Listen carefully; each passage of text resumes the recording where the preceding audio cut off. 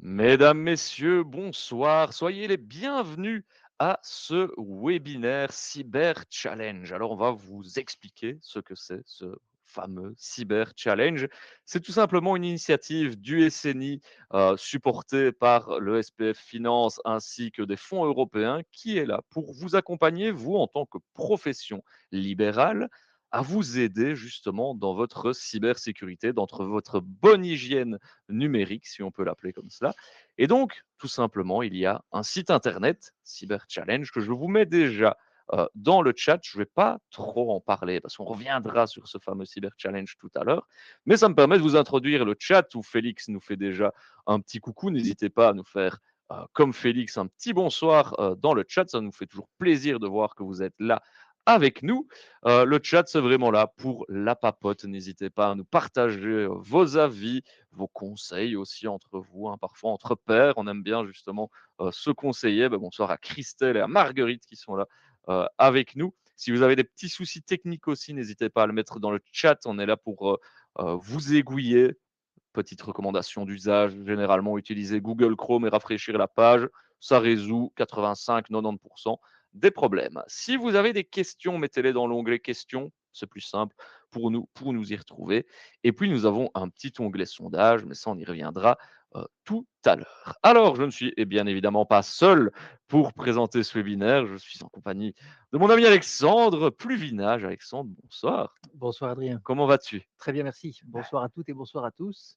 Merci de nous rejoindre dans ce froid de décembre pour nous parler de cybersécurité que je te surnomme déjà depuis un petit temps le Jamy de la cybersécurité, non pas par tes lunettes, bien que quoique, mais aussi par ta capacité à vulgariser ce sujet qui n'est pas très sexy, il faut bien se l'avouer, on nous le vend parfois de manière assez obscure, mais finalement tu vas nous montrer que la cybersécurité, c'est assez simple. Tu nous présenteras aussi ce fameux Cyber Absolument. Challenge.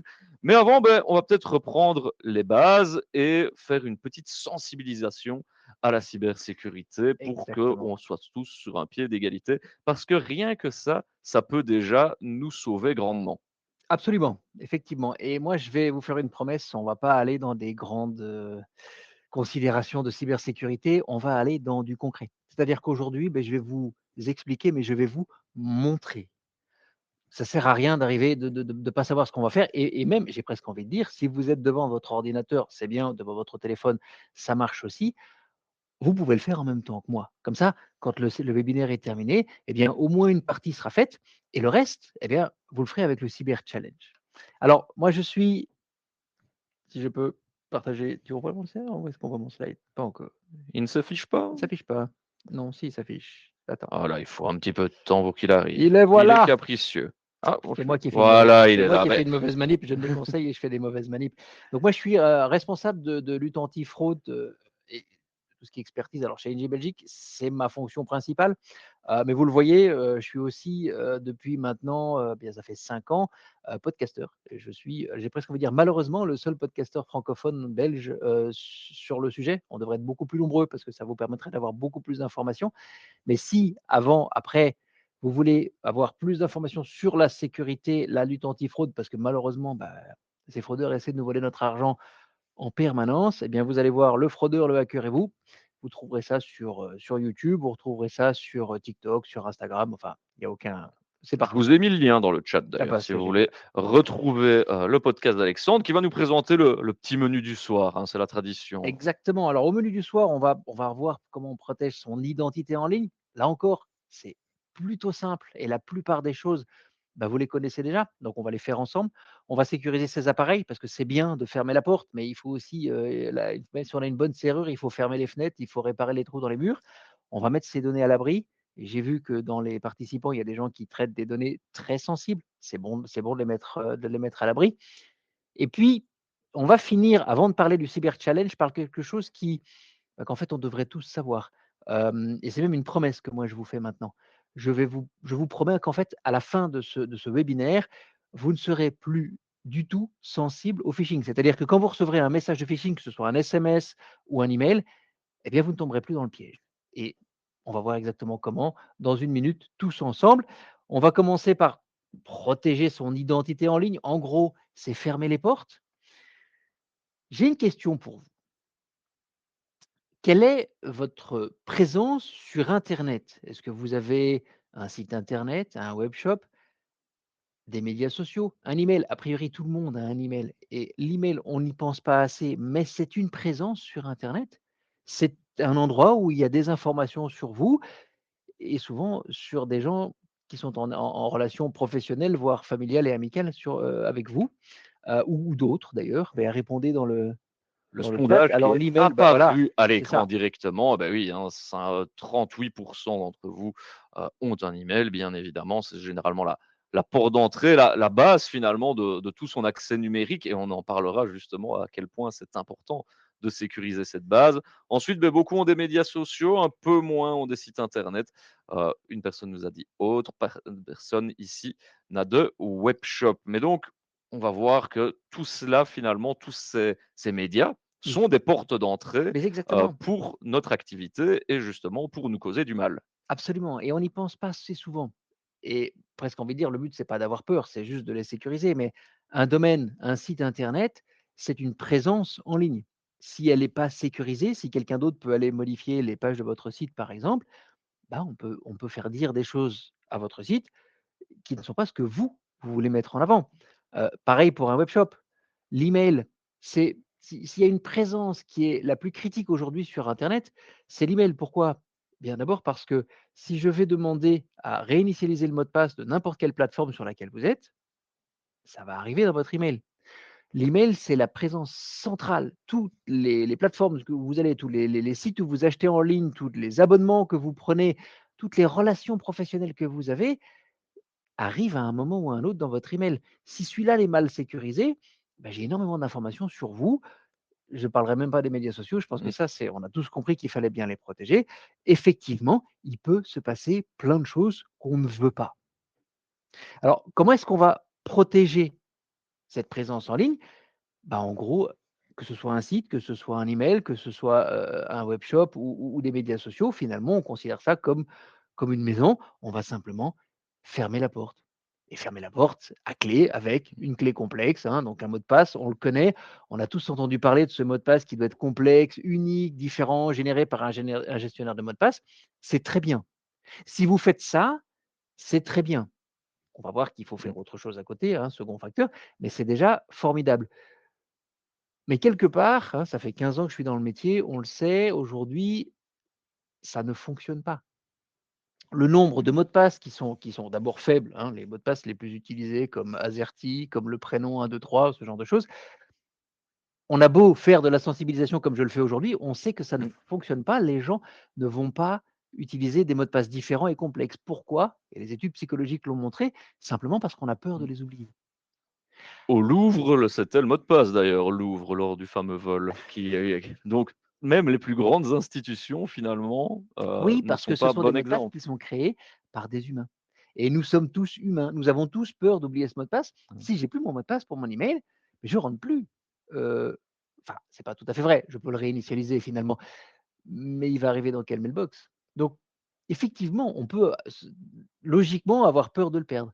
Si on a un mot de passe, il faudra de toute façon le doubler avec une deuxième sécurité et ça, vous en avez certainement déjà entendu parler. Vous connaissez ce SMS que vous pouvez recevoir sur votre téléphone ou une application sur votre téléphone qui va générer un mot de passe, pardon, un code unique, hein, un code avec une petite, horloge à côté qui va vous dire qu'il est encore valable 15, 14, 12 secondes. Ces mots de passe ce système-là va renforcer la sécurité. Un mot de passe fort et un second facteur, c'est ce que tous les experts vous demandent de faire, C'est bien, c'est très, très bien, mais ça fait des années que les experts vous disent de le faire et que nous ne le faisons pas. Mmh. Alors moi, je vais vous parler d'autre chose aujourd'hui, qui ne dément pas le reste. Si vous voulez faire le reste, c'est très bien, mais il y a finalement un truc beaucoup plus simple. D'ailleurs, c'est rigolo Qui est parce un que peu plus nouveau d'ailleurs. qui est beaucoup plus récent, qui est beaucoup plus simple et qu'on trouve sur tous les sites. Mmh. J'étais en train de regarder, de faire un achat, pour acheter un nouveau Kawaii sur AliExpress ce week-end et quand j'ai voulu m'identifier, il m'a dit: «Ah, mais est-ce que tu veux créer une clé d'identification?» Je l'ai fait tout de suite et ça m'a pris 4 secondes. Et donc on va découvrir ce que c'est Qu'est-ce que ce c'est que fameux les clés passkey, ouais. d'identification? En fait, une clé d'identification, c'est quelque chose qui va remplacer et le mot de passe et le second facteur et le gros avantage, c'est que vous n'avez plus de mot de passe. Pourquoi un avantage? Bah, d'abord parce que si vous n'avez pas de mot de passe, vous ne devez pas en créer un faible. 2, on ne peut pas vous le voler. Si je t'envoie un mail de phishing, toi Adrien, en cli pour je veux que tu cliques pour me donner ton mot de passe. Si tu utilises une clé d'identification, tu peux pas puisque tu Mmh. as pas de mot de passe et la clé d'identification, on ne peut pas la voler. On ne peut pas la reproduire. Elle est faite de façon justement à ne pas être sensible Mmh. aux attaques cyber et donc finalement, bah, c'est la chose la Ouais. plus simple à faire. Alors On va pas rentrer dans la complexité exactement, technique de la merci chose, de m'arrêter. mais voilà, c'est quelque chose de très Comment complexe est-ce qu'on la techniquement. configure? Parce que finalement, c'est ça qui vous intéresse. OK, bon, je sais pas trop ce que c'est, comment est-ce que je la configure? Comment ça marche? Bah, je vous le montre tout de suite. On va commencer par exemple avec Amazon. Si vous avez un compte sur Amazon, alors là, c'était amazon.fr, c'est la même chose en Belgique. Si vous allez sur votre compte Amazon, vous allez avoir les slides. Donc de toute façon, vous pouvez faire des photos, mais vous allez voir les slides, vous pourrez refaire après. Mais vous allez vous identifier. Sur quelque compte que ce soit, vous allez d'abord vous identifier. Ça, c'est très simple. Une fois que vous êtes sur le compte, vous allez dans les paramètres normaux du compte, ici sur votre compte, et de là, vous allez choisir les paramètres de sécurité. C'est toujours la même chose.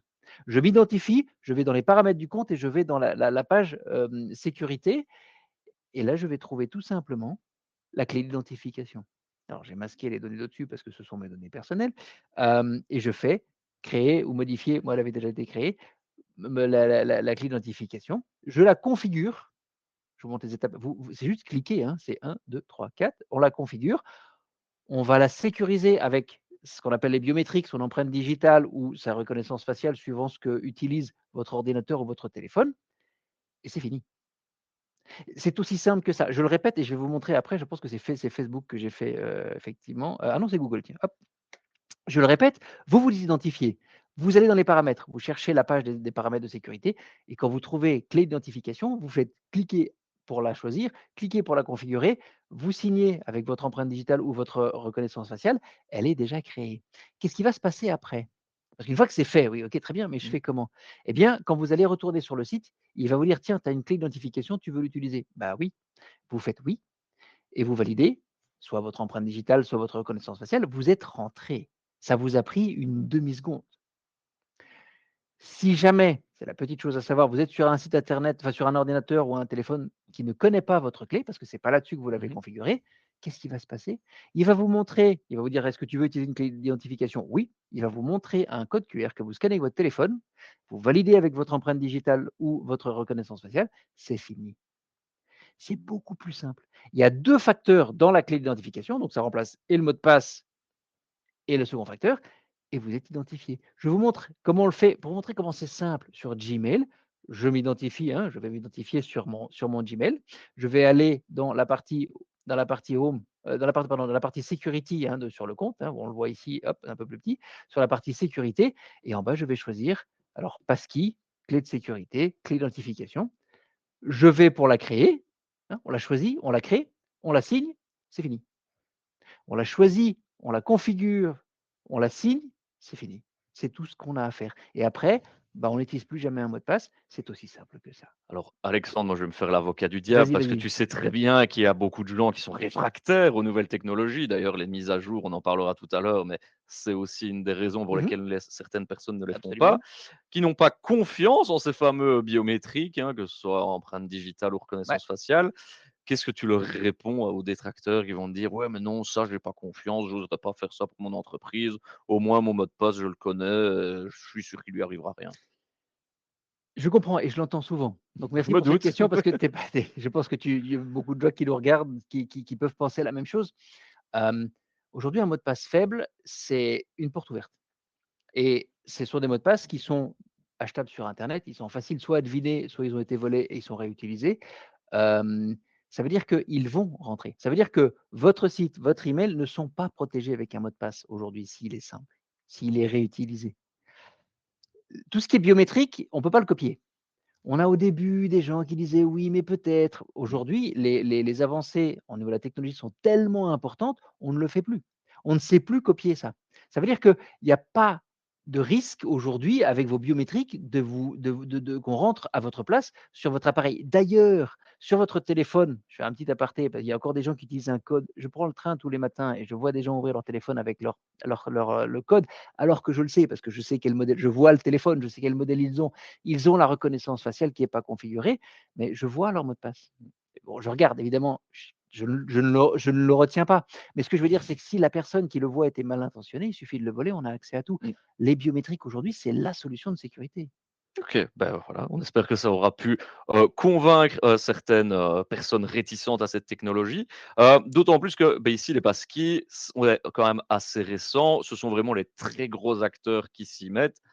Donc on va rappeler peut-être les bons usages, à savoir un bon mot de passe et un second facteur d'identification Alors, dans tous les cas. effectivement, c'est soit un bon mot de passe unique et un second facteur, soit une clé d'identification. Et là où je vais te mettre à jour, parce que c'est vrai qu'on en a reparlé à notre dernier webinaire, aujourd'hui, ils y sont tous.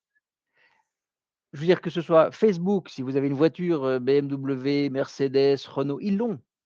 Gmail, Apple, enfin Microsoft, ils l'ont. Donc aujourd'hui, ils ont tous, j'ai presque envie de dire, même OnlyFans là aujourd'hui. AliExpress là, ils ont tous installé ça. Donc il n'y a plus aucune raison de ne pas le faire en fait. Alors évidemment, il faut en créer une par site. À chaque fois, vous allez pour chaque service que vous utilisez en ligne, vous allez, je le répète, hein, vous identifiez, vous allez dans les paramètres de sécurité, vous faites choisissez la clé, vous la signez et c'est fait. Donc voilà, un petit geste finalement de fin d'année, de bonne hygiène numérique, c'est justement, Non mais faites ça. faire On cette voit aujourd'hui de configuration. plus en plus de gens qui se font pirater leur compte, sur les médias sociaux par exemple ou leur email et de là les fraudeurs ou les cybercriminels vont envoyer des messages à leurs proches ou à leurs amis puisqu'il y a la liste des amis qui sont dans les contacts, et ils vont essayer en utilisant une faiblesse que nous avons laissée ouverte, de toucher notre entourage. Aujourd'hui, on ne peut plus faire ça. La clé de sécurité, la clé d'identification, c'est la solution pour protéger nos comptes en ligne, mais finalement tous nos amis et nos familles ou nos clients quand on est professionnel. Donc là, on vient de sécuriser nos comptes. Est-ce que ce serait pas bien maintenant de sécuriser peut-être nos appareils? Ah bah oui, ah bah oui, effectivement, parce que la clé sécurité, elle est sur l'appareil. Bon, Mmh. elle est encryptée de toute façon, il n'y a pas vraiment de risque. D'ailleurs, petite remarque auquel je pense, parce que parfois on me pose la question, je pense que la dernière fois on m'avait posé la question, oui, mais si je perds mon appareil, la clé de sécurité, elle est encodée, elle est encryptée, il n'y a aucun souci. Et si vous rachetez un téléphone, parce que vous allez finalement racheter un téléphone si vous le perdez ou si on vous le vole, vous pouvez la réinstaller. Elle est sauvegardée dans le cloud de manière extrêmement sécurisée, donc finalement, vous ne la perdez pas. C'est plutôt malin. OK. Protéger ses appareils, bah, là encore, avec peut-être un antivirus. Est-ce que vous avez un antivirus? Tiens, je me pose la Eh question. bien, Est-ce qu'on leur poserait pas la on leur question pose aussi? la question, elle est partie. Allons-y. Savoir si vous avez cet antivirus juste sur votre ordinateur, sur votre téléphone portable, tiens, un antivirus sur votre téléphone portable, peut-être que ça peut éveiller certaines questions. Non, ce n'est pas nécessaire ou oui, partout. Dites-nous un petit peu, où est-ce que ça se situe, sur l'ordinateur, hein? On s'attendait à ce que ce soit Ouais, une réponse qui ressorte, parce que c'est un outil qu'on a eu oui, tendance généralement à sécuriser. Partout, donc il y en a qui en ont sur leur téléphone portable oui également. On nous et dit: «Non, pas ça, nécessaire» dans 2 bon, cas. je ne vais On va pas pas rebondir réagir sur le dessus. non pas nécessaire. En revanche, ça me fait plaisir de voir que de plus en plus, quand je fais des formations, je vois qu'il y a de plus en plus de gens qui utilisent un antivirus sur leur ordinateur à la maison et sur leur téléphone portable. Ça, c'est quelque chose qui se développe de plus en plus aujourd'hui, qui est nécessaire et quand on y réfléchit 2 secondes, c'est logique parce que votre téléphone portable, vous l'avez tout le temps sur vous. Votre téléphone portable, il est en permanence sous vos yeux. Il va vibrer, il va sonner. Votre ordinateur, s'il y a un truc qui se passe dessus, il est souvent pas allumé, il est certainement pas Mmh. à côté de vous, alors que votre téléphone, il est tout le temps avec vous. Les cybercriminels, les fraudeurs, ils ont de plus en plus envie d'aller accéder à cet appareil qui est là où vous êtes et d'ailleurs qui pourrait, si je le pirate, partager votre localisation. Donc il y a beaucoup d'intérêt aujourd'hui pour les criminels d'internet de nous tracer sur nos téléphones. Et donc, effectivement, pour éviter qu'ils le fassent grâce à un virus, eh bien, on peut installer un antivirus. On peut aller le chercher où cet antivirus? On va aller sur, avetest.org, enfin, pardon, avet-test, pardon, .org, qui est un institut indépendant allemand qui teste tous les antivirus du marché et qui va les catégoriser. Ils sont tous bons. Il y en a qui le sont un peu moins, mais ils restent bons. Mmh. Et oui, un gratuit, c'est aussi bien qu'un payant. En général, le payant, il y a des services en plus, c'est pour ça qu'on les paye, mais la pure détection, quand ils font leurs tests d'ailleurs sur Avetest, vous le verrez, la version gratuite, elle a les mêmes scores que la version payante, uniquement au niveau de l'antivirus. Mais quand on paye, Mmh. alors on aura des services en plus. Donc oui, un antivirus partout, s'il vous plaît, faites-le. En plus, en tant que professionnel, on prend un antivirus, on peut prendre un package, on va sécuriser plusieurs appareils, et puis ça passe frais. Et à côté de ça, encore une fois, on va mettre des mises à jour automatiques. J'en parle de moins en moins parce que je me rends compte que c'est configuré, et souvent par les éditeurs de logiciels, par défaut sur les appareils, les téléphones et les ordinateurs pour que les mises à jour se fassent et au moins qu'elle pop-up et qu'elle vous dise: «Tiens, il y a une mise à jour, veux-tu la faire?» Si vous voyez cette pop-up et qu'elle est dans votre ordinateur, bah, faites la mise à jour, c'est mieux. Alors, je suis très content d'avoir cette remarque, de Christina, Alexandre, parce que toi qui es un fervent, amateur de la marque à la pomme Apple, Christina nous dit: «Apple n'a pas besoin d'antivirus». Qu'on soit sur un Mac, qu'on soit sur un iPhone, il n'y a pas besoin d'antivirus. Est-ce que c'est une idée reçue ou est-ce que c'est un fait avéré? Historiquement, non. Historiquement, non, pour 2 raisons. Apple offre une sécurité plus importante, j'en suis persuadé, mais surtout Apple était encore trop niche et donc ces cybercriminels, ces fraudeurs, ce sont des businessmen. Vous allez pas vous mettre dans un marché où vous savez qu'il y a 4 clients alors que de l'autre côté, il y en a peut-être 15 millions. Évidemment pas. Donc ils développaient pas beaucoup pour les Mac. Mais maintenant, depuis quelques années, d'abord, il y en a de plus en plus et ils savent que souvent, les gens qui ont des Macs, ce sont soit des professionnels parce qu'ils vont investir dans du matériel informatique pour leur activité ou des gens qui sont un petit peu plus fortunés. Et donc ils se disent: «Ah, il y en a peut-être moins, il y en a plus qu'avant, mais il y en a peut-être moins, mais il y a plus d'argent».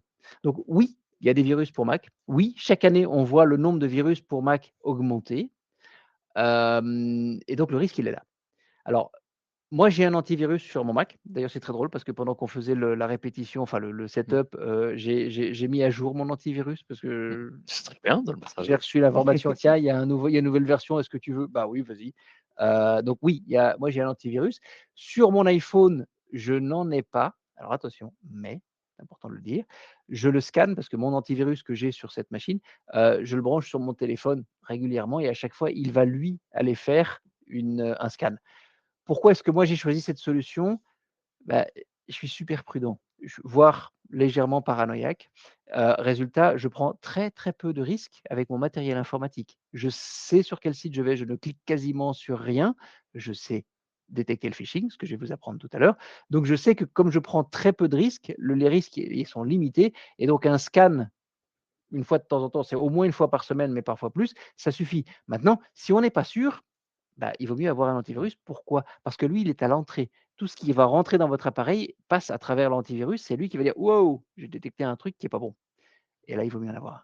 On dit souvent que les cordonniers sont les plus mal chaussés, mais finalement, tu es très bien chaussé. Finalement, c'est quand même Tu mieux, sais, hein, toi qui enseignes j'en la vois cybersécurité. beaucoup, j'en vois tous les jours et tous les jours, j'ai des gens qui m'appellent, qui m'envoient un message, qui me disent: «Voilà, il faut que je te raconte ce qui m'est arrivé». Avec toute la sensibilisation que je fais depuis des années, quelque part, je me dis: «Il y a encore beaucoup de boulot, Ouais monsieur». et Félix, complétait la remarque de Christina que Linux aussi, hein, finalement, il y a des antivirus qui sont développés pour Linux parce que pareil, ce sont, des systèmes de niche, hein, très clairement et donc bah, pour un criminel, c'est quand même plus facile d'attaquer, Windows avec des millions, voire des milliards d'utilisateurs que, Absolument. ces, systèmes-là. Donc voilà pour tout ce qui est antivirus. Maintenant, tu l'as dit, on a dans l'assemblée des gens qui ont des données quand même assez sensibles Exactement. et donc il vaut quand même mieux les protéger et les mettre à l'abri. Ah oui, oui, oui. D'abord, nos données clients, on n'a pas très envie de les perdre.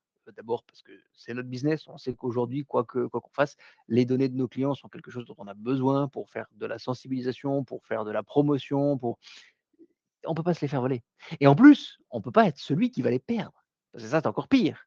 Si jamais mes clients reçoivent des messages de phishing parce que moi, j'ai perdu leurs adresses email, parce que moi, j'ai perdu leur nom, numéro de téléphone et cetera, j'ai pas très envie que ça m'arrive. Mmh. Donc protéger ces données, là encore, attention, c'est loin d'être compliqué. Pourquoi? Bah, parce qu'il suffirait d'avoir d'abord un backup et ces backups, on connaît. Est-ce que vous avez un backup déjà? Avez-vous aujourd'hui un backup? C'est la question qu'on vous demande et qui vient d'apparaître normalement sur votre écran. Alors oui, sur un disque dur local, oui, sur le cloud, vous n'êtes pas certain ou bah non, vous n'en avez pas. Vous êtes assez prudent comme cela. Dites-nous un petit peu.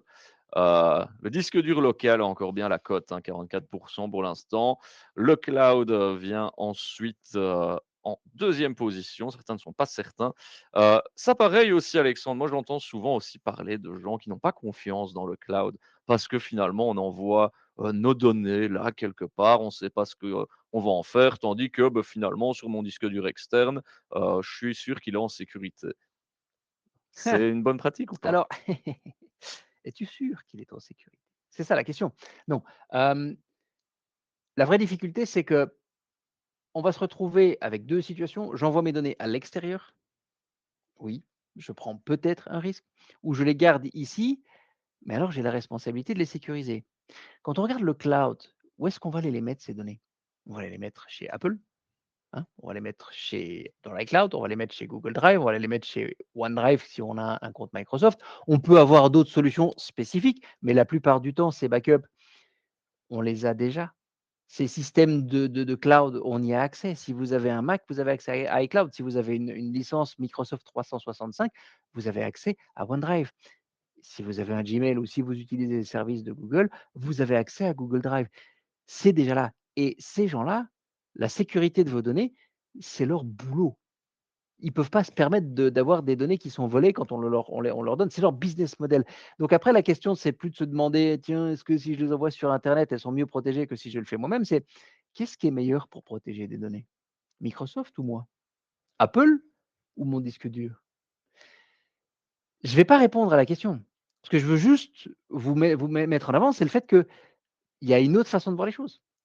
Comment est-ce qu'elles sont protégées? Est-ce que vous avez bien un antivirus? Est-ce que vous faites vos mises à jour? Est-ce que vous fermez toutes vos portes d'entrée? Parce que si c'est pas le cas, bah, peut-être qu'il vaut mieux aller les mettre sur le cloud. Avec quand même une chose importante, le cloud, c'est quelque chose de très sécurisé. Personnellement, moi, mon choix, c'est le cloud et d'ailleurs, c'est ces 3 là, parce que j'utilise leurs 3 services. Mais j'ai une clé d'identification pour sécuriser la porte. C'est là où on voit un risque aujourd'hui. Ce sont des gens qui utilisent le cloud, mais qui ne le Mmh. protègent pas. En gros, j'ai un coffre-fort qui est un des meilleurs sur le marché, mais je laisse la clé sur la porte du coffre. C'est peut-être pas la meilleure chose à faire. Donc oui, utiliser le cloud, c'est une très bonne idée. Utilisez les clés d'accès, les clés d'identification comme je vous l'ai montré tout à l'heure. Microsoft là, Apple là, Google là, je vous les ai montrés d'ailleurs, je vous en ai montré 2 tout à l'heure et comme ça vous serez sécurisés. Je l'ai dit, les backups pour protéger les données, il faut les mettre au bon endroit et il faut sécuriser la porte d'entrée. On retourne sur notre mot de passe long unique avec un second facteur ou la clé d'identification. Ces 2 simples actions-là, et c'est pas autre chose d'autre, ces 2 simples actions-là font que vos données sont déjà bien sécurisées. Mmh. Alors, l'un n'empêche pas l'autre également, hein. Félix nous dit sur les 2, cloud et disque dur, cloud européen, of course, si on veut vraiment aussi respecter le RGPD, hein, justement. Il y a toutes ces questions-là aussi Absolument. qu'on va, C'est une botter très en bonne touche remarque. aujourd'hui, Alors mais et même parce que ça m'intéresse, moi je parlais de sécurité. Le RGPD, c'est pas la sécurité des données, mmh, c'est tout ce qui est privacy, hein, c'est la gestion des données personnelles, c'est pas leur sécurisation.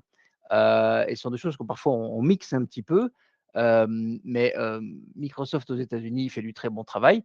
Je préfère effectivement le cloud européen parce que là, je ne parle plus de sécurité, mais je parle de protection des données au niveau de tout ce qui est, confidentialité. confidentialité. Mais effectivement, c'est une très bonne remarque, oui. Mmh, effectivement.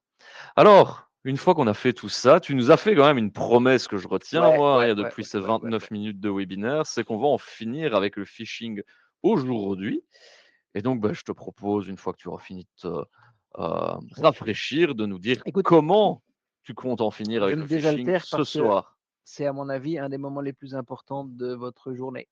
J'irais même, c'est prétentieux, hein, mais j'irais même dire de votre semaine parce que, parce qu'on va commencer on va arrêter le phishing. On va faire en sorte que maintenant, quand vous recevrez un message de phishing, vous saurez tout de suite voir, ou plutôt, attends, je vais refaire. Si vous recevez un message tout court avec un lien, vous saurez tout de suite voir s'il est frauduleux ou pas. Et comment est-ce qu'on fait ça? Eh bah, pas Eh tout de bien, suite, on le parce fait qu'on quand on m'a dit l'utilise, c'est ça. quand on m'a dit combien on reçoit de messages de phishing par jour. À Alors votre avis, enfin, vous, de votre ouais, expérience, combien? alors plus de 5 par jour, un par jour, 5 par jour ou aucun. Dites-nous un petit peu, est-ce que vous êtes souvent la cible du phishing? Heu, est-ce au moins ça veut déjà dire que vous arrivez à le reconnaître, si vous nous dites que A ce priori, c'est si vous avez 5 donc par jour, vous savez déjà mettre c'est un peu ça. le nez dedans, ouais. C'est la grande majorité, hein, plus de 5 par jour, dont vous nous dites, que vous recevez plus de 5 par jour, ce qui est quand même énorme. Moi, j'ai un peu l'impression que c'est par vague. Il y a des fois, on n'en reçoit pas beaucoup, c'est assez calme et puis, un moment, ils mettent le paquet et là, on en reçoit plein. C'est assez fou. Absolument, et c'est rigolo que tu dises: «Ils mettent le paquet» parce que, typiquement, quand on parle de paquets en ce moment, du phishing, il y en a plein et plein pour tout Black ce qui est Black Friday. Friday où on reçoit des paquets. Petit conseil à côté, acheter en ligne, très bien si vous le souhaitez, j'ai pas de jugement là-dessus, c'est pas ce que je veux dire. Mais achetez sur les sites que vous connaissez. Vous n'avez pas idée du nombre de sites internet frauduleux, de faux sites qui apparaissent chaque jour, on parle de plusieurs dizaines de milliers, juste pour la Belgique, c'est énorme. Donc achetez sur des sites que vous connaissez et surtout si vous trouvez un truc moins cher sur un site qui vient d'arriver, Mmh. ça sent pas bon.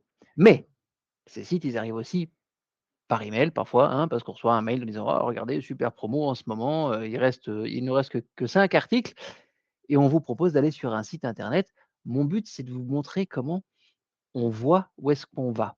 Quand je dis quand on voit où est-ce qu'on va et surtout où est-ce qu'on va arriver, c'est exactement comme quand vous voyagez, hein, vous allez alors un pays, prenons l'Albanie parce qu'ils sont des noms de villes qui sont pas très simples à lire pour nous, et vous allez dans ce petit village en montagne où vous savez qu'il y aura une très vieille église qui est très, très, très belle à aller voir. On vous l'a recommandée.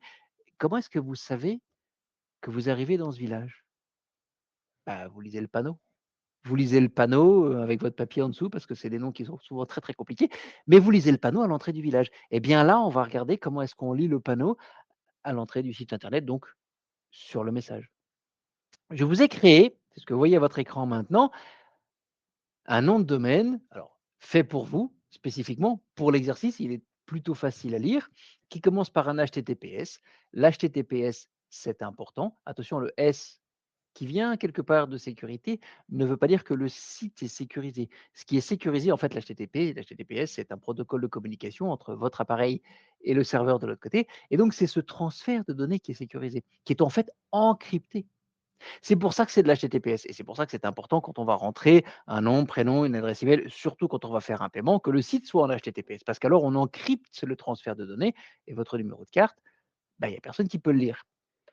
En revanche, cela ne veut pas dire que le site de l'autre côté est sécurisé par défaut. Alors, la plupart le sont, Mmh. mais on peut télécharger un virus en HTTPS. On peut, et je vais vous en montrer un tout à l'heure si je ne me trompe pas, on peut aller sur des sites de phishing en HTTPS. D'ailleurs, aujourd'hui, tous les sites de phishing sont en HTTPS. Donc, oui, l'HTTPS, c'est bien, ça ne nous empêche pas d'être prudent. Prudent à quoi? Eh bien, à l'endroit où on va. Donc on a lu l'HTTPS, on a le premier mot qui est avant, souvent c'est un 3 fois W, hein, 3 fois Mmh. w.sni.be par exemple. Le nom du site .com, hein, c'est ça qu'on cherche évidemment. Et puis il y a une barre oblique, et puis tout ce qui est après, qui est souvent du tagging ou des informations qui permettent d'aller sur une page spécifique du site. C'est pas ce qui nous intéresse. Je ne veux pas aller voir sur quelle page, je veux aller voir sur quel site. Quel est le domaine où je vais? Alors pour faire ça, je vous explique le truc qui est simple quand on le connaît, mais il faut le savoir, ça ne se devine pas tout de suite. On va aller chercher la première barre oblique seule, celle-là par exemple. S'il n'y en a pas, on va voir un exemple sans. On commence de la fin. Donc on lit, on passe HTTPS et on cherche une barre oblique qui se trouve tout seul. S'il n'y en a pas, bah, on s'arrête là où on est arrivé, puisqu'il n'y a plus rien après, on est à la fin. Et on va remonter de 2 points. Le premier, pardon, c'est moi qui fais une erreur. On va remonter de 2 points. Le premier, c'est le .com, .be, .fr. Et le deuxième, c'est celui qui va nous donner le nom du site. D'ailleurs, là encore, c'est comme la barre oblique, si on n'a pas on commence de la fin, s'il n'y a pas le premier des 2 points, on commence du début. Entre le premier de ces 2 points et la barre oblique, on trouve le nom du site. Alors là, c'est super facile, c'est marqué, nom du site. On va voir comment est-ce qu'on l'applique, parce que c'est ça qui est important. Prenons un exemple. Je reçois un email d'Amazon qui me dit: «Cher Alexandre, félicitations, ce magnifique piano à queue grande taille que tu viens de commander sera livré la semaine prochaine». Bon alors, vous ne me connaissez pas, je joue de la musique mais pas du piano et puis surtout un piano à queue dans mon salon, ma femme va pas apprécier. Heureusement, heureusement, il est écrit dans le message: «Si ça n'est pas toi qui as commandé, clique ici pour annuler la commande». Ouf!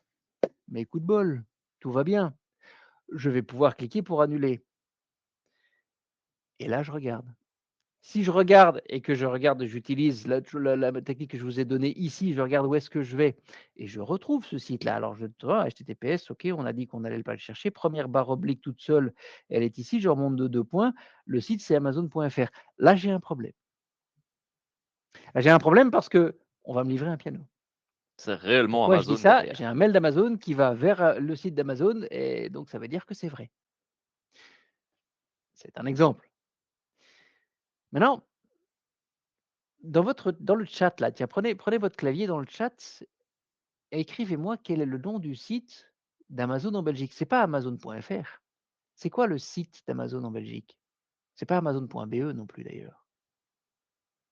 Est-ce que vous savez quel est le site d'Amazon pour la Belgique? Et c'est un exemple très intéressant. C'est pour ça que je le lis parce que c'est pas juste pour Mmh. tester vos connaissances. Cet exemple, il va vous faire comprendre toute la suite.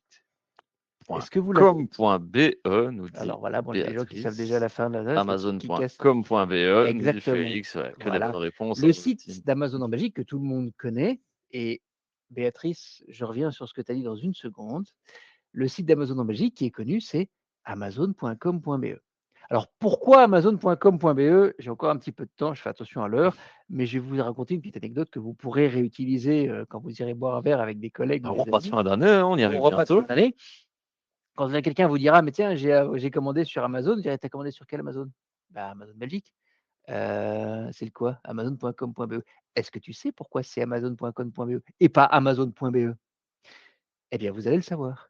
Parce qu'en fait, amazon.be, c'est une société d'assurance qui sont à Anvers. Ils vendent des assurances pour des professionnels. On ne les connaît pas tellement, c'est les gens du secteur qui utilisent cette entreprise, pardon. Et quand Amazon, le géant américain est venu en Belgique, ils sont allés voir Amazon. Ils sont allés voir Amazon et ont dit: «Écoutez, on aimerait avoir votre nom de domaine, donnez-le nous». Non, bah, je sais pas, ils sont allés voir un avocat, ils ont dit: «Écoutez, Amazon nous demande le nom de domaine amazon.be, est-ce qu'on peut le refuser? Parce que finalement, ils proposent rien en contrepartie». L'avocat a dit: «Vous êtes propriétaire d'amazon.be, vous êtes dans votre droit, ils peuvent vous proposer de vous le racheter, mais vous n'êtes pas obligé de leur vendre. Même s'ils vous donnent, une somme complètement, déraisonnable, vous n'êtes pas obligé de leur vendre». En l'occurrence, ils ne proposaient rien. Ils ont juste dit: «Donnez-nous le nom de domaine». Bah, ils ont dit: «Bah, non, alors si c'est pour vous le donner, non. Si vous voulez la racheter, on peut discuter d'un prix et voir si on a un accord, mais donner, pas question». Et c'est ballot. Parce qu'en plus, amazon.be, ils avaient prévu le coup. Je le sais parce que j'ai déjà travaillé avec eux.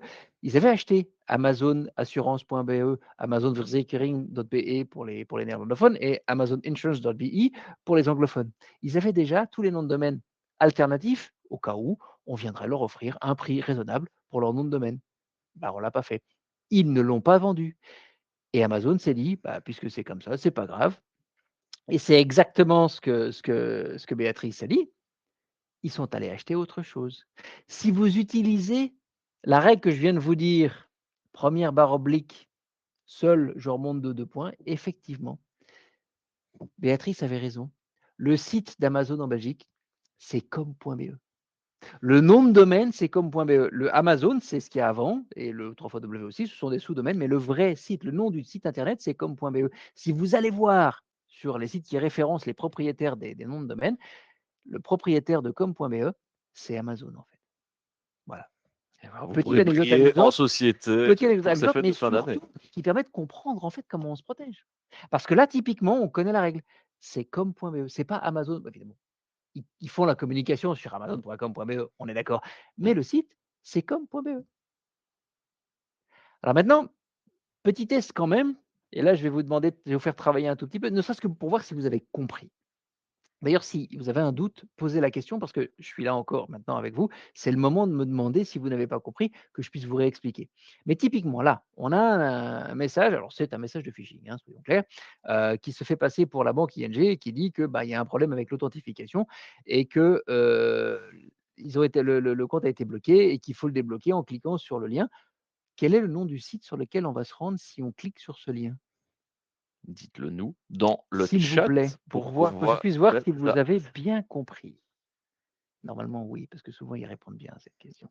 souvent. Première barre oblique, je remonte de 2 points. Tiens, typiquement là, j'ai pas de premier point, donc je commence du début et je lis exactement. U.nu, comme disent U.nu. Margarita et C'est exactement Béatrice. ça.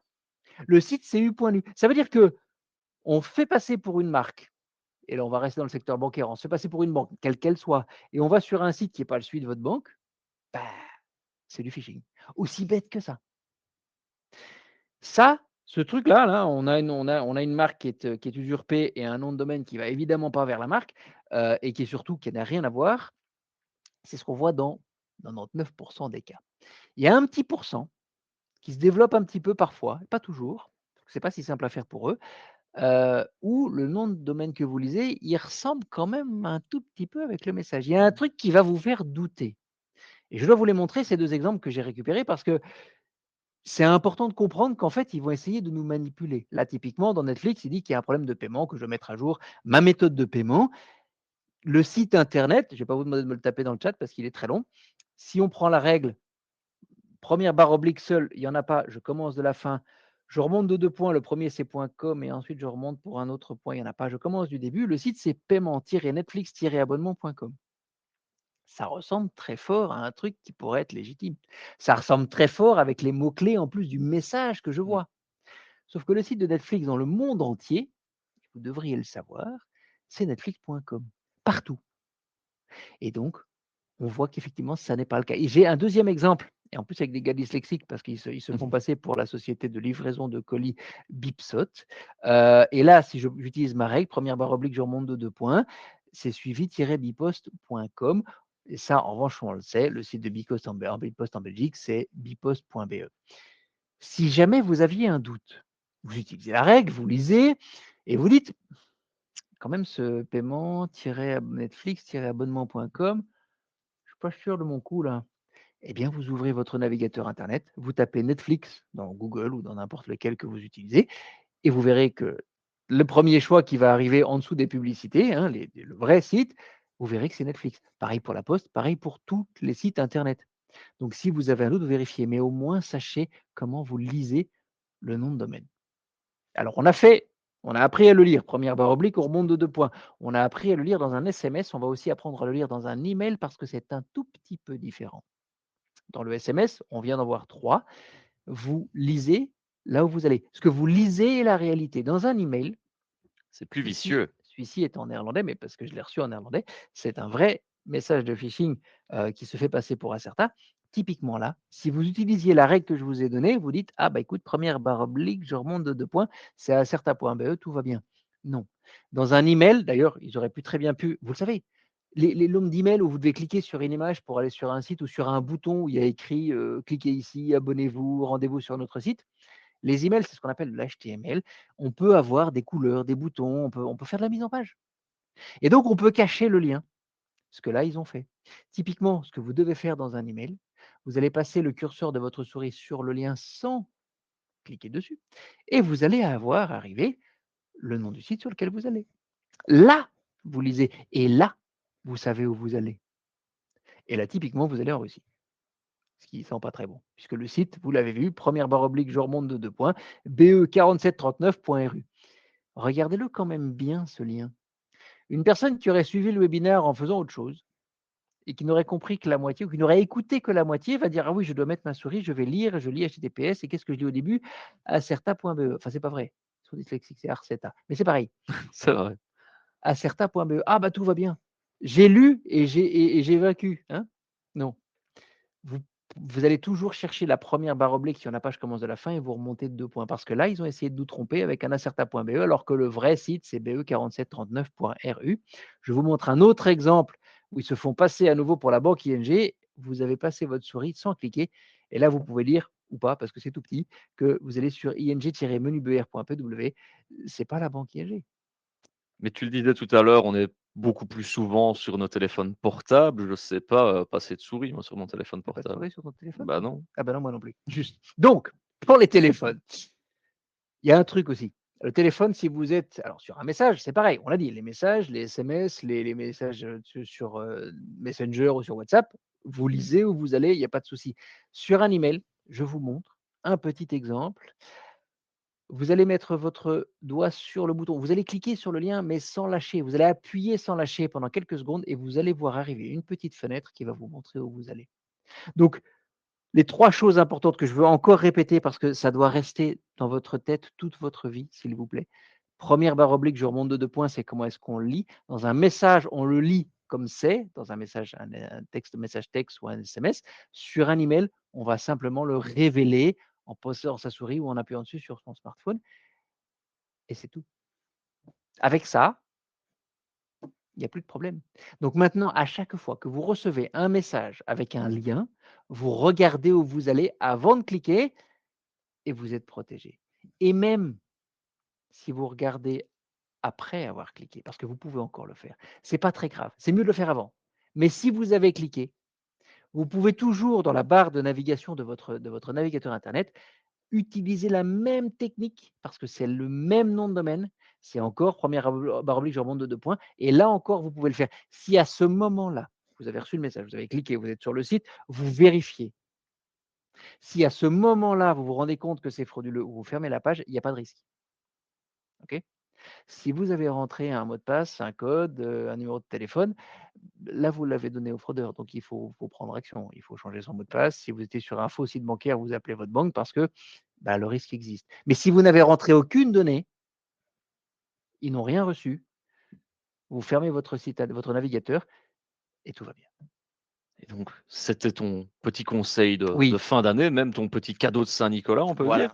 Et tu en as un autre de cadeau de Saint-Nicolas, parce que c'est bien ici, on se forme, on va dire, en petit comité, mais l'important finalement, c'est de tous se former, que cette Oui, formation, elle serve oui, à nos parents, à nos oui, enfants, nos oncles, exact, nos tantes.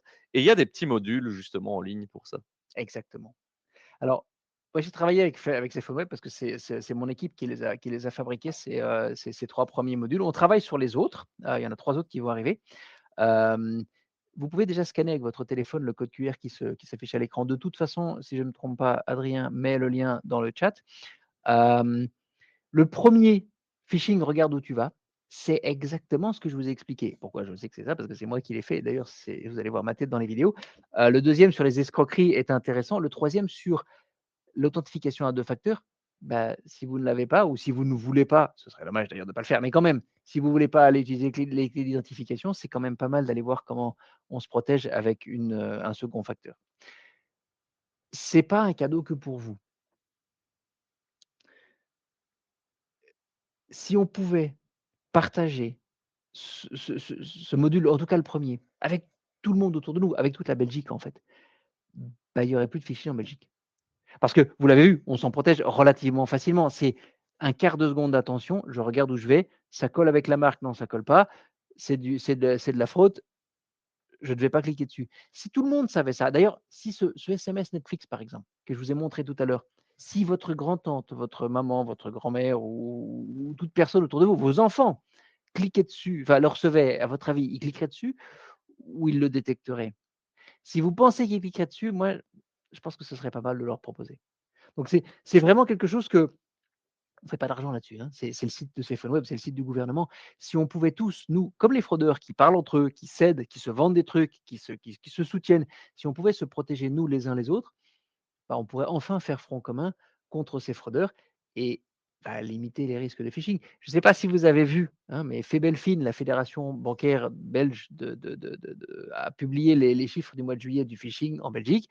On est passé de 40 millions perdus, énorme, hein, 40 millions perdus en 2023 à 48 millions en 2024. Alors que vous l'avez vu, se protéger, finalement, c'est loin d'être compliqué. Il y a encore beaucoup de travail de sensibilisation à faire et là, vous pouvez nous aider.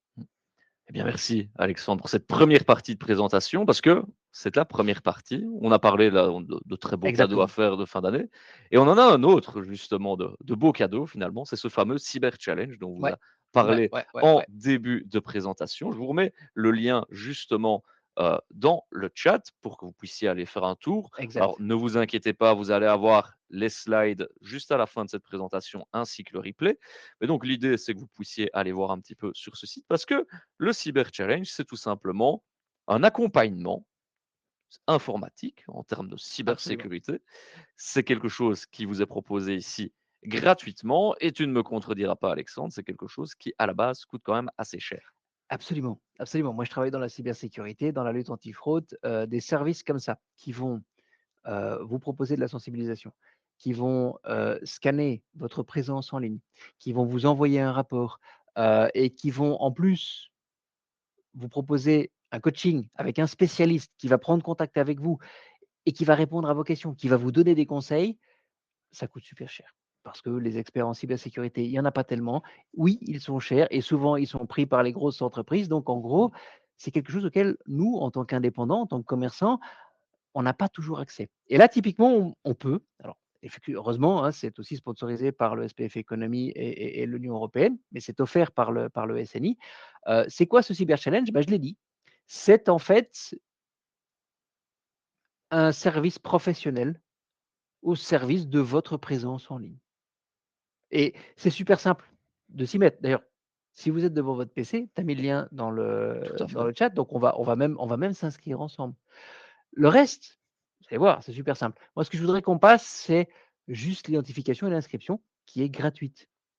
Et donc, votre souris dans les mains, cliquez sur le lien et vous allez voir. Alors, il va falloir partager votre fenêtre parce que si vous voulez me suivre et voir l'autre, vous allez partager votre fenêtre. Mais si vous arrivez sur le site, vous cliquez d'abord sur Je participe. Prenez pas de risque à ce niveau-là. Et vous allez arriver sur une page où vous pourrez commencer votre inscription. Vous le voyez, c'est à 0 €. Normalement, ça coûte cher grâce au SNI, le SPF Economy et les financements européens. C'est gratuit pour vous. Vous commencez votre inscription. Vous allez passer une commande. Alors, parce que c'est fait sur un site de commande, donc vous allez Mmh. passer une commande de 0 €. C'est pas très grave. Le but, c'est simplement de Il n'y a pas créer votre d'arnaque, hein, compte. justement, on peut Non, non, non, non. Non, bah non. Vous allez créer votre compte, vous allez cliquer pas sur vous connecter parce que vous n'êtes pas encore connecté normalement, vous n'avez pas encore votre profil. Vous cliquez en dessous sur vous n'avez pas de compte et vous rentrez vos données pour vous inscrire. C'est tout.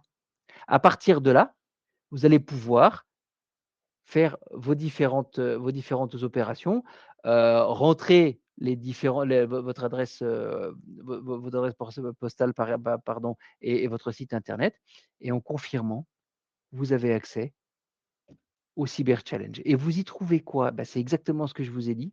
Dans la partie des tâches que vous trouverez, hein, si vous allez sur votre compte tout en haut, je retourne un tout petit peu en arrière, si vous allez cliquer sur le petit personnage, une fois que vous avez fait l'inscription, une fois que vous avez rentré vos données pour que on puisse faire l'audit, vous allez sur votre compte, vous cliquez sur vos tâches et c'est là que ça commence vraiment. C'est pour ça que je voulais faire et je vais le reprendre très vite, mais au cas où vous étiez en train de vous êtes perdu dans vos explications, parce que ça prend quand même 2 ou 3 minutes de s'inscrire, mais c'est après que ça devient intéressant. C'est pour ça que je veux passer la partie qui est juste pas marrante. On s'inscrit, on va aller passer commande, on va créer son compte en cliquant sur «Vous n'avez pas encore de compte». Vous vous inscrivez en rentrant les premières données et ensuite vous allez remplir le reste de vos données avant de confirmer votre inscription. Une fois que ça c'est fait, vous allez dans votre compte et là, vous allez aller pouvoir aller sur vos tâches. Maintenant, vous pourrez vraiment commencer, vous êtes inscrit et vous allez pouvoir faire d'abord le quick scan, je l'ai fait. Je pense qu'il y a 10 questions si je me souviens bien, c'est très vite fait. Ça permet de donner une première vue sur votre présence en ligne, une première vue sur là où vous pourriez potentiellement avoir des risques. Vous pouvez aussi faire le cyberscan. Celui-là, c'est vous allez être envoyé sur le site du SPF Economy, qui est plus complet, qui va vous donner un rapport plus complet. Mais une fois que vous aurez fait ça, vous allez avoir des recommandations, vous allez avoir un accompagnement et même, et je pense que ça, c'est certainement la partie qui est la plus importante maintenant parce qu'on le sait, le Cyber Challenge, lui, est gratuit. Mais si vous voulez, suite aux recommandations qui vous ont été faites, utiliser les services d'autres professionnels parce qu'on vous a dit, voilà, on a fait l'analyse, on a vu que là, ça allait très bien. Là, il faudrait faire attention, il faudrait prendre un certain nombre de choses ou faire intervenir quelqu'un, bah, vous pourriez avoir des subsides. Vous pouvez avoir des subsides, que ce soit de la Wallonie ou la région bruxelloise, en fonction où vous êtes. Ça existe aussi pour la Flandre, et ça, c'est dans la version néerlandophone. Vous pouvez avoir des subsides pour pouvoir vous soutenir dans la protection de votre business en ligne, finalement. Et ça, c'est quand même plutôt intéressant quand on sait qu'au départ, la sécurité informatique, une fois qu'on a passé les premières choses que je vous ai expliquées tout à l'heure, qui sont les choses de base, si on veut aller un peu plus loin, si on a des données médicales, par exemple, hein, je parle de données très sensibles à protéger, il faut aller un peu plus loin, il faut être sûr que tout est fermé. C'est pour ça qu'il est intéressant de faire le Cyber Challenge. Mais peut-être qu'on devra prendre des actions et on peut se faire financer pour ça. Voilà. Donc, c'est écrit à l'écran, un diagnostic clair, pardon, je bafouille, un diagnostic clair, dites-le 10 fois très vite juste pour voir si vous y arrivez aussi, un accompagnement personnalisé et des aides financières. Je pense que j'ai déjà beaucoup travaillé avec le SNI, on a déjà passé un certain nombre de soirées dans ce studio, hein, Adrien. Oh que oui. C'est la première fois qu'on me permet, grâce à cette initiative, de vous offrir finalement toute votre cybersécurité sur un plateau et gratuitement. Donc profitez-en. De toute façon, si vous ne faites rien avec après, une fois que vous avez fait les quick scans et que vous avez décidé écouter l'expert, ça vous aura juste coûté un tout petit peu de temps et ça vous aura expliqué les choses importantes. Vous aurez compris de nouvelles choses. Si vous voulez rien faire derrière, ça vous aura rien coûté, mais vous serez certainement mieux formé. Eh bien, tu sais quoi, Alexandre, on va faire du SAV directement parce que Geneviève nous dit: «J'ai créé le compte, mais on ne voit pas les tâches». Est-ce que tu peux nous remontrer Oui, où est-ce alors je qu'elle se retourne. situe, via tes Donc, petites captures alors, d'écran? on a créé le compte, on a mis les informations. On va aller cliquer sur le petit bonhomme en haut à côté du il y a marqué «Contactez-vous» en haut à droite FR et il y a un petit bonhomme, si vous cliquez dessus, vous verrez «Mon compte» et en cliquant sur «Mon compte», on arrive sur la page des tâches. Donc voilà, tout simplement le petit bonhomme, mon compte et puis Et quand on alors clique sur ici les tâches, eh bien, tadam! On a les différentes étapes du Cyber Challenge. Voilà. Je vois que normalement Fabio est en tout train de taper ou faire quelque chose. Hem, je pense qu'on a été clair. J'espère qu'on a été clair. j'espère qu'on a été clair. S'il y a En tout impec, ben cas, voilà, tu as été super clair, hein. Je génial. confirme, le menu tâches n'apparaît pas, Ah, alors, beh, voilà, il faut je peux pas resuivre parce que pour c'est Geneviève, ça possible. a fonctionné du coup. Si jamais ça ne marche pas, vous avez à côté du petit bonhomme, il y a marqué «Contactez-nous», vous leur envoyez un message.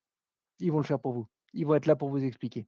Et ils sont très réactifs pour le Oui, faire oui, oui, justement, absolument. donc Ouais, ouais, n'hésitez ouais, pas. ouais. Mais donc normalement, si vous allez sur le petit bonhomme, vous cliquez sur «Mon compte», ensuite vous aurez accès à ce menu et avec Tâches. notamment mes tâches comme Geneviève l'a retrouvé. Voilà, profitez-en pour vous faire, un beau cadeau de fin d'année, parce que comme tu l'as dit, je pense que c'est une initiative, qui est assez unique, hein, la Belgique, là pour le coup. Parfois on brille, Oui, non, heu, franchement, pas vraiment, mais ici pour le coup, c'est quand même je pas mal, je hein. ne parlerai pas des nouvelles mesures du gouvernement parce que je ne veux pas parler de politique, mais il y a beaucoup de choses qui vont nous coûter plus cher. Ça, c'est gratuit. Allez-y. Profitez-en, ça fait, comme on l'a dit, un beau cadeau de fin d'année. Heu, S'il n'y a pas de questions, je vous propose, de télécharger les slides. Je les ai mises, dans l'onglet apps, donc ce sont les 3 petits points à côté de moi aussi je bafouille Alexandre, de chat, questions et sondages. Ensuite, vous cliquez sur partage de fichier et là, vous pourrez cliquer sur télécharger, et donc vous aurez ainsi les slides de la présentation d'Alexandre et le replay va arriver dans votre boîte mail directement dans quelques minutes lorsque nous allons clôturer ce webinaire. Mais avant de le clôturer, il ne me reste plus qu'à te remercier, Alexandre, pour la clarté de ton exposé, comme à chaque fois, et de ton entrain. Comme à ton habitude, tu ne Merci. nous as pas rendu la cybersécurité barbante, bien au contraire, J'espère et et si vous voulez plus, avec des le fronton de conseils la cœur et vous. assez simples, justement. Et donc, cher public, vous l'avez compris, n'hésitez vraiment pas à vous inscrire, c'est assez simple. Ça pourrait vous aider énormément aussi. Et donc, on espère que justement, vous allez répondre favorablement à cette initiative. Et d'ici là, nous vous souhaitons de joyeuses fêtes de fin d'année, hein. Ça y est, je pense qu'au 1er décembre, on On peut peut le déjà faire. se le Je dire. pense que maintenant on peut y aller. Et comme d'habitude, excellent webinaire, nous dit Félix. Merci à vous deux, mais merci surtout à vous de nous avoir suivis. Prenez soin de vous Prenez soin de vous et et à de bientôt. votre sécurité en ligne. Au revoir. Bye bye.